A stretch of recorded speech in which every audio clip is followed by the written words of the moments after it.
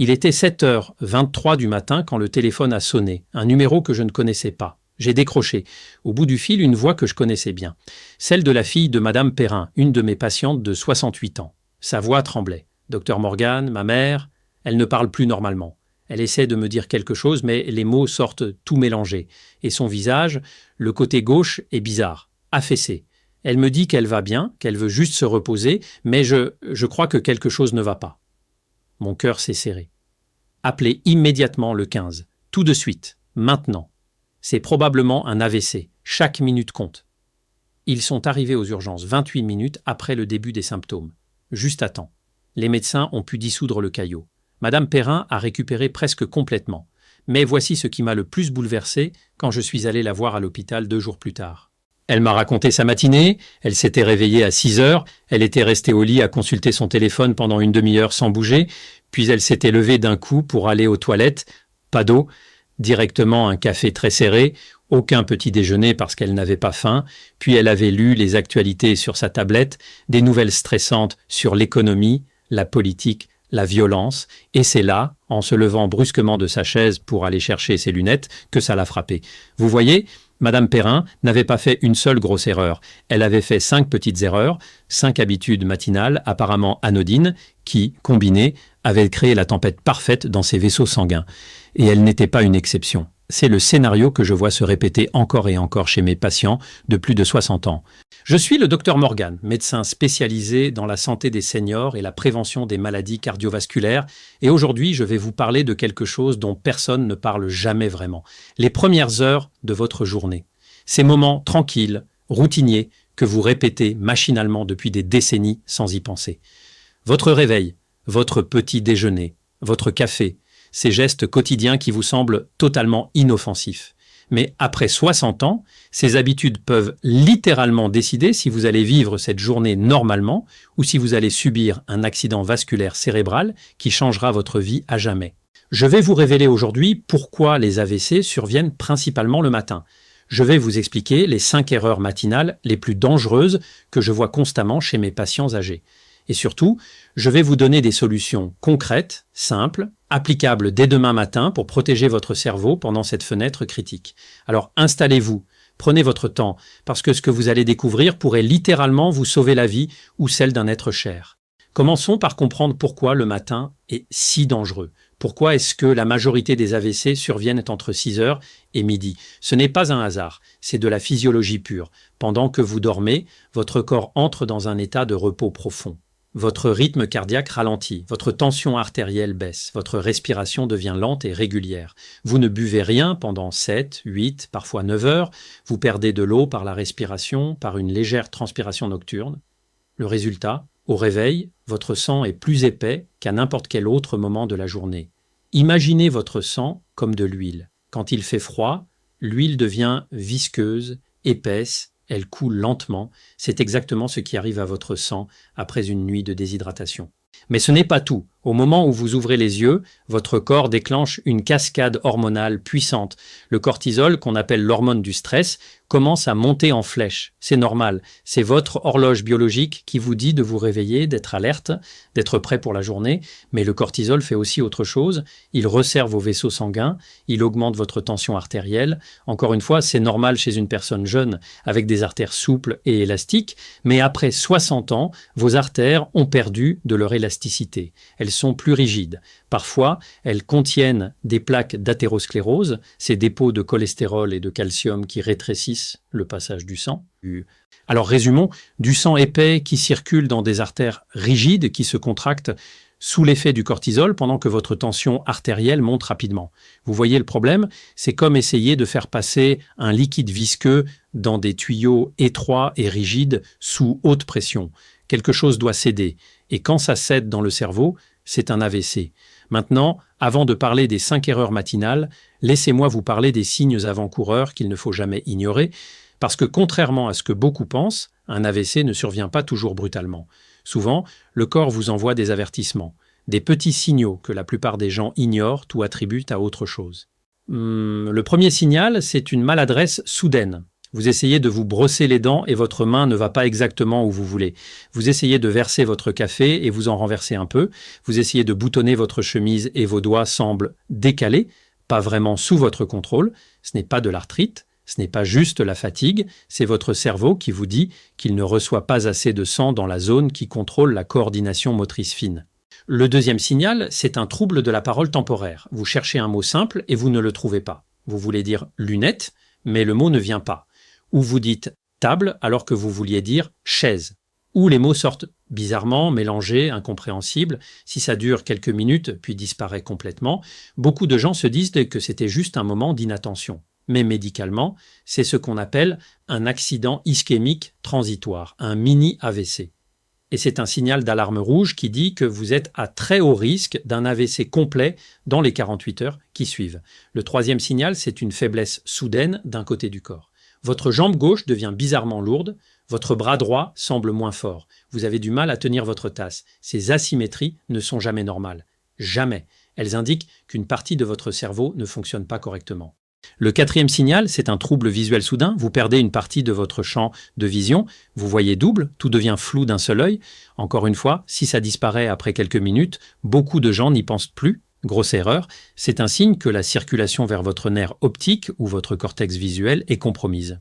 Et maintenant, écoutez-moi bien. Si vous ou quelqu'un que vous connaissez présente ne serait-ce qu'un seul de ces symptômes, même s'il ne dure que quelques secondes, vous devez appeler immédiatement le 15, immédiatement. Pas dans une heure, pas après avoir fini votre café, pas après en avoir parlé à votre conjoint, tout de suite. Pourquoi ? Parce que dans les 48 heures qui suivent un mini AVC, le risque d'un AVC majeur est multiplié par 10. Et si vous arrivez aux urgences dans les premières heures, les médecins peuvent vous donner des médicaments qui dissolvent le caillot et qui peuvent littéralement vous sauver d'une paralysie ou de la mort. Mais cette fenêtre thérapeutique est très courte. Chaque minute compte. Maintenant, parlons des 5 erreurs matinales qui augmentent dramatiquement votre risque d'AVC. La première erreur, et c'est probablement la plus courante, c'est de ne pas boire d'eau au réveil. Je ne parle pas de boire un verre d'eau à un moment dans la matinée. Je parle de boire de l'eau immédiatement après avoir ouvert les yeux, avant le café, avant les médicaments, avant de consulter votre téléphone. Pourquoi est-ce si crucial ? Parce qu'après 7 ou 8 heures sans boire, votre sang est déshydraté. Il est épais, sa viscosité est augmentée, et un sang épais coagule plus facilement, il forme plus facilement des caillots.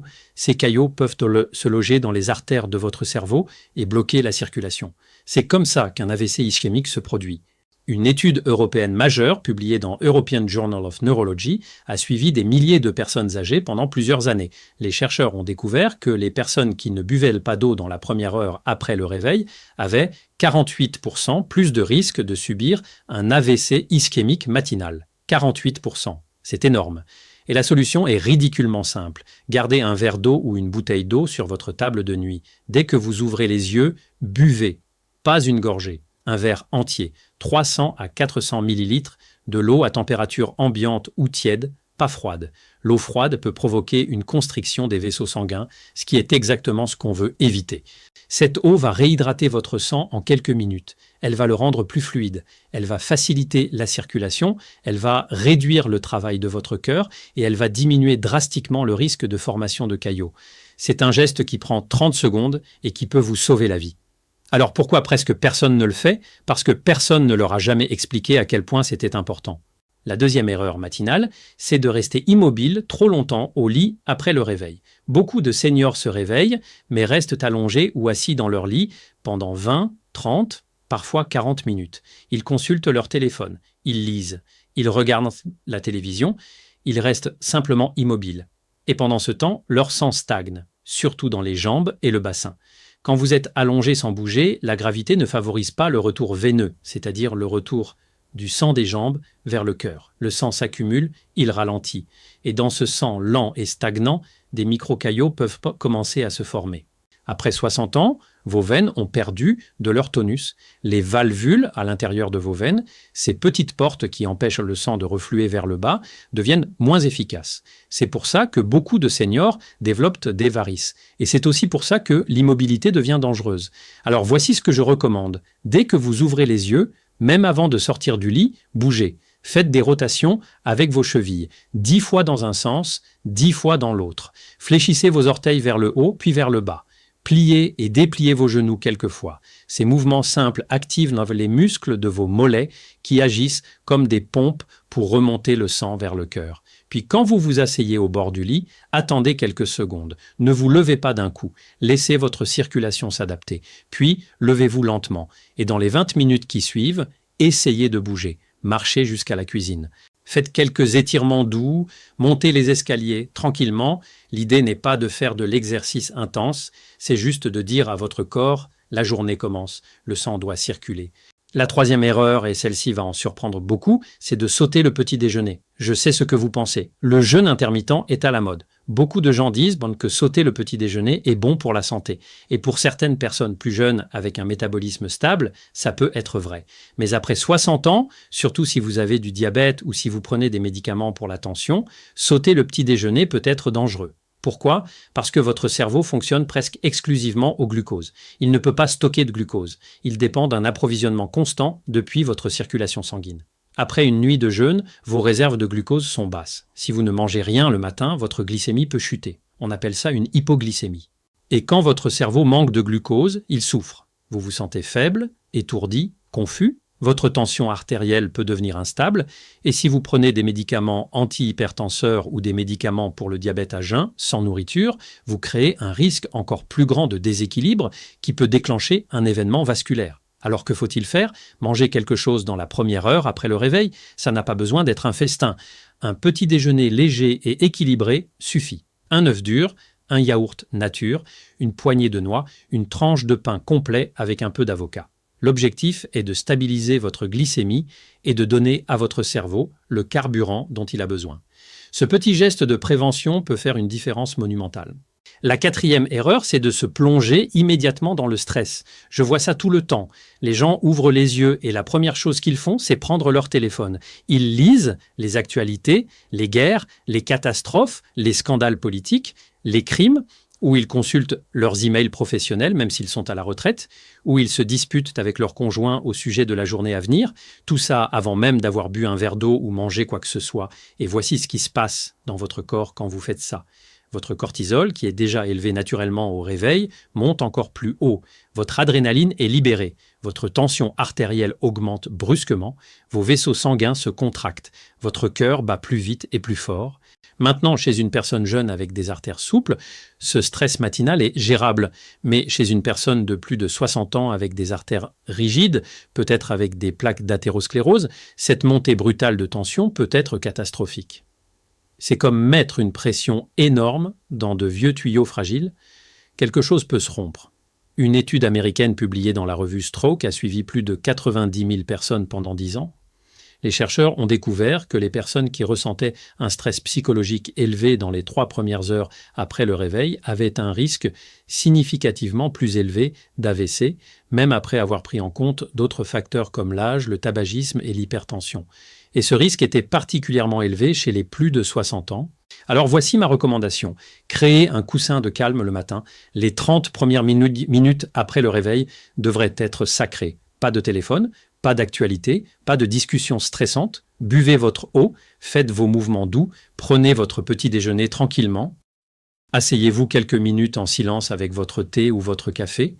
Regardez par la fenêtre. Respirez profondément. Laissez votre corps et votre esprit s'éveiller en douceur. Ce n'est pas de la paresse, ce n'est pas du luxe, c'est de l'hygiène neurologique, c'est de la prévention cardiovasculaire, c'est une stratégie de survie. Et maintenant, la 5e erreur, celle que je trouve la plus ironique et la plus tragique, c'est de se lever brusquement et de se précipiter dans la journée sans transition. Combien de fois j'ai entendu cette histoire?